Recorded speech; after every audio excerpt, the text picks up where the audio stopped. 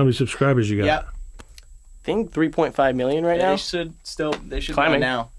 It's pretty insane. It's like 3 times the size of New Hampshire. So.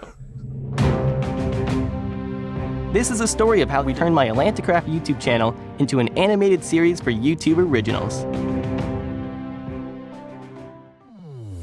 So I've known Cody for years, and I've kind of watched him build this Atlantis universe. You know, we were kind of talking one day and figuring out what we could do to kind of elevate that concept and bring it to a new level. Animation is something his audience wanted and he really wanted to do.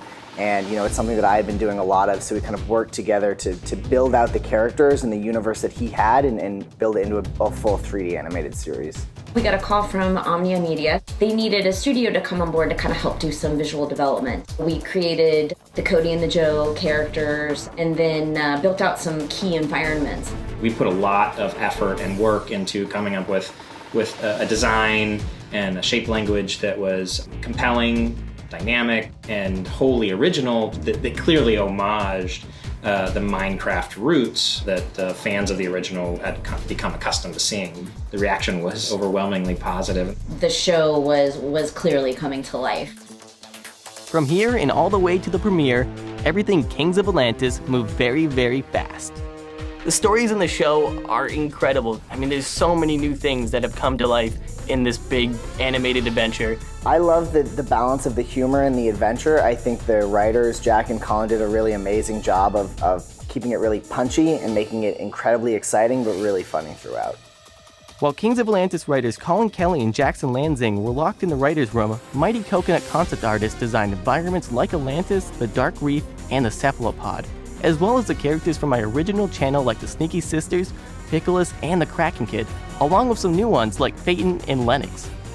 Concept art is visual problem solving. If somebody gives you a problem, then your job is to solve it and make it look nice. You have fun with it and you try to put as much of yourself into it as the functionality of it will allow. It's not very often that you get to think of a desert, but underwater.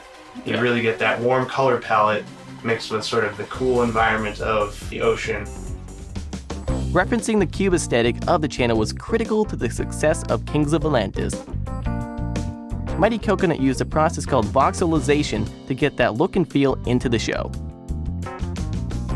Our modelers will create an object that is a hollow shell. It just looks like the outside of the object, and then take that and turn it into a bunch of cubes. We can actually add detail with tinier cubes, so cubes on cubes on cubes.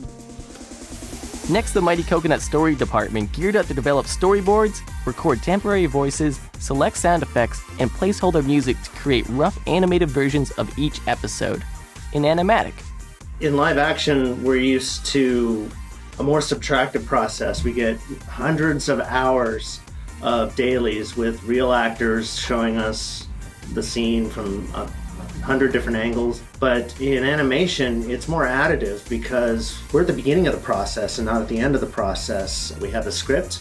We look at the script and say, okay, let's get a story artist to draw a picture, and then we make the radio edit with our own voices until the actors can come in and re-record. We hone it and make it play the way we want with temporary music and sound effects, and then when it almost feels done, that's when we really get started and send it out to animation.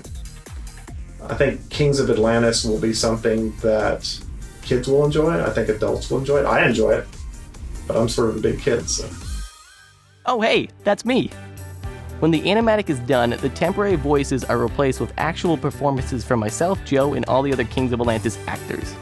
The most exciting part of the experience has been working with professionals, because we did everything at home in a bedroom on a computer.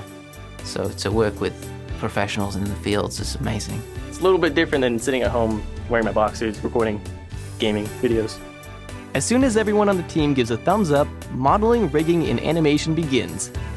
Fast forward multiple weeks to when animating an episode is complete. Each shot will need lighting and visual effects before it is put together in a final composition. I hope, first of all, that kids are entertained by it. And I hope that they're also inspired by it. I mean, I was making movies when I was 8 years old, so now I finally get to do what I wanted to do when I was a kid, and I get to make things for kids that hopefully they'll be inspired to do the same thing. My favorite part has been seeing it come to life. We started with scripts, and then we got into kind of animatics, and then kind of seeing it go from rough animation through to full animation with the sound effects and visual effects and all that stuff layered in was really, really cool. After the team completes each and every one of the more than 2,300 shots in the 13 episodes, it's time for the final touches. Like adding a music score, sound mix, and everything else that has to come together perfectly to create Kings of Atlantis. I hope you enjoy it, and Atlanteans unite!